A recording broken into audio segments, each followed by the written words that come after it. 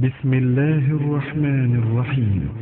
موقع الربانية، الموقع الرسمي لفضيلة الشيخ محمد حسين يعقوب، يقدم. أحبتي في الله، بلغتني أخبار سارة بنعم. الله أكبر.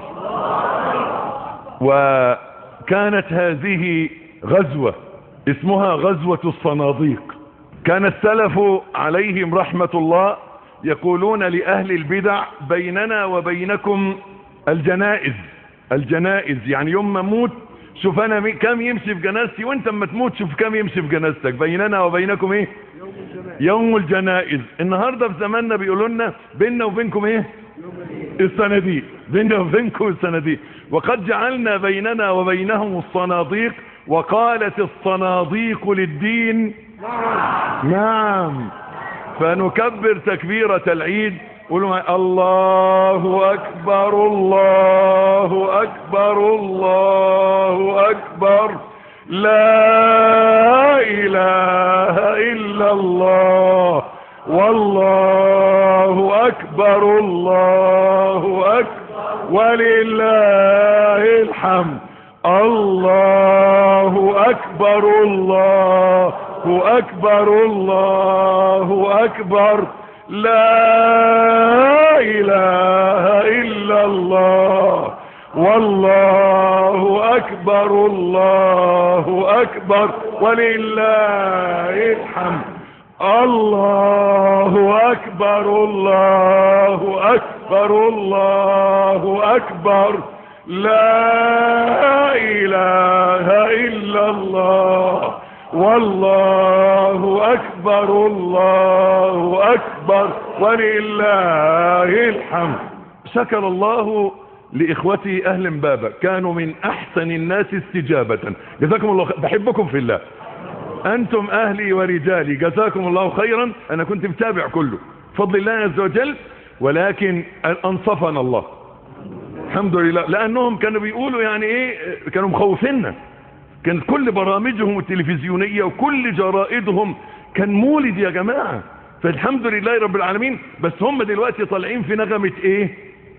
خلاص الدين هيدخل في كل حاجة، واحنا بنقول لهم ايه؟ نعم هيدخل. مش انتوا قلتوا الصناديق تقول خلاص؟ الشعب مش دي الديمقراطية بتاعتكم؟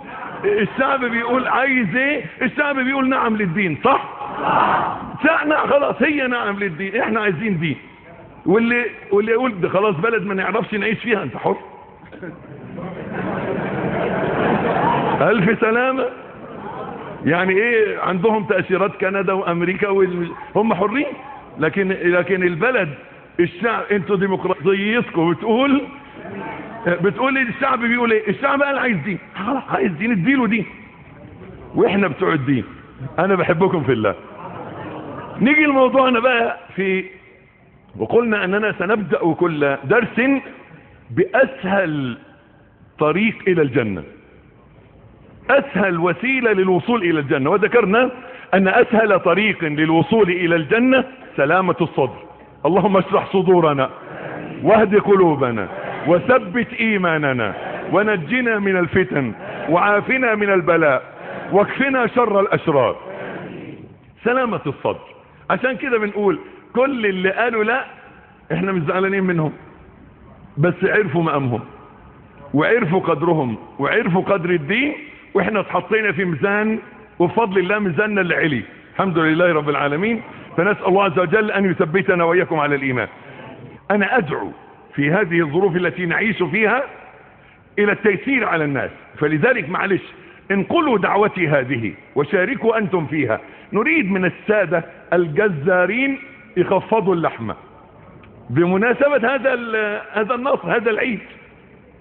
عايزين نخفض سعر اللحمة شوية ارجوهم. وبقول للسادة الفكهانية يخفضوا اسعار الفاكهة شوية، وبقول للخضرية يخفضوا اسعار الخضار شوية، وبقول للاخوة اللي استغلوا فرصة تعبئة السلع، رز وسكر وفاصوليا ولوبيا وعدس، خفضوا اسعار هذه السلع شوية. نريد ان يعيش الناس فعلا في سعادة وهدوء وراحة بال، لان الظروف اللي مر بها الناس في خلال الشهرين اللي فاتوا شهر 2 وشهر 3 يعني الدخل صار اقل شوية، فخففوا كل من يستطيع التخفيف على المسلمين فندعوه الى ان يخفف على المسلمين حتى ولو جزء من مكسبه. يعني بدل ما بيكسب في كيلو اللحمة مثلا 2 جنيه خليها جنيه، بس هو انا عارف ان هم بيكسبوا 10 جنيه الشاهد اللي بيكسب في حاجة جنيه خليها 50 قرش، وهكذا. ولعل الله يبارك في القليل. اللهم بارك في ارزاق المسلمين، اللهم وسع ارزاق المسلمين بالحلال وبارك لهم فيها يا حي يا قيوم. فجاني ان بعض الاخوة كان متحمس لله. طب ليه؟ يقول احنا هنرضى بدستور مرقع، بدستور ملزق، بدستور يا ابني القضية مش قضية دستور، هي قضية ان انقسم الناس الى فسطاطين. فسطاط دين اللي فيه كل اهل الدين، كل المشايخ اللي كانوا بيقولوا نفسنا اهل الدعوة يتجمعوا كلهم، اتجمعوا كلهم. كل اهل الدين بلا استثناء كانوا بيقولوا ايه؟ نعم كلهم بلا استثناء. يعني اخوان وتبليغ وجمعية شرعية وانصار سنة وسلفيين كله كان بيقول نعم في جهة، وقصادهم من الناحية التانية ناس تانية. فما فيش يعني يبقى شكلك وحش لما تبقى في الناحية اللي مش فيها المشايخ، صح ولا لا؟ حتى ولو كنت مقتنع ان الدستور ده في 60 ده، واحنا الدستور هيعمل لنا ايه؟ بس كانت كده. عشان كده كان الخوف، كنت خايف صراحة، كنت خايف لأن الناس يخذلونا، لكن الحمد لله ربنا طمنا بيكم وطمنا عليكم. وأسأل الله عز وجل أن يديم بيننا نعمة الحب في الله. إنك أحيانا لما الشيخ يقول لك تقول حتى ولو على خلاف هواك، حتى ولو على خلاف هواك. ما بقولكش تابعني في الغلط، لا، ولكن كن على ثقة في مسائل الدين أنني لن أختار لك إلا ما يرضي الله. احنا مش سياسيين ولا عايزين منها حاجة. تأكدوا من محمد حسين يعقوب، هذا وعد أقطعه أمام الله. لا عمري هنضم الحزب ولا عمري هترشح في أي حاجة في الدنيا. أنا هفضل دوري، وده الكلام ده أنا قلته طول عمري. فاكرين في النفق في امبابة أن الداعية مكتوب على جبهته وقف لله تعالى. الداعية مكتوب على جبهته وقف لله تعالى، زي المصحف اللي مكتوب عليه وقف لله تعالى. فكما لا يجوز إخراج المصحف من المسجد لأنه وقف للمسجد، فكذلك لا يجوز إخراج الداعية من الدعوة.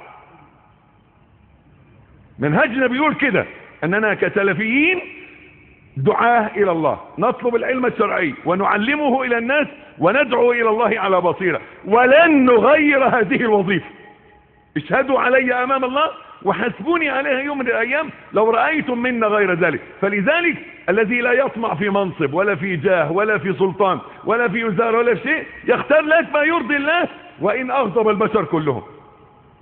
نسأل الله أن يثبتنا وإياكم على الحق. اللهم أرنا الحق حقا وارزقنا اتباعه، وأرنا الباطل باطلا وارزقنا اجتنابه. صلى على الرسول، صلي، زيد النبي صلى. ما تخافوش خلاص، البلد بلدنا. صلى على الرسول، صلي، صلى الله عليه وسلم.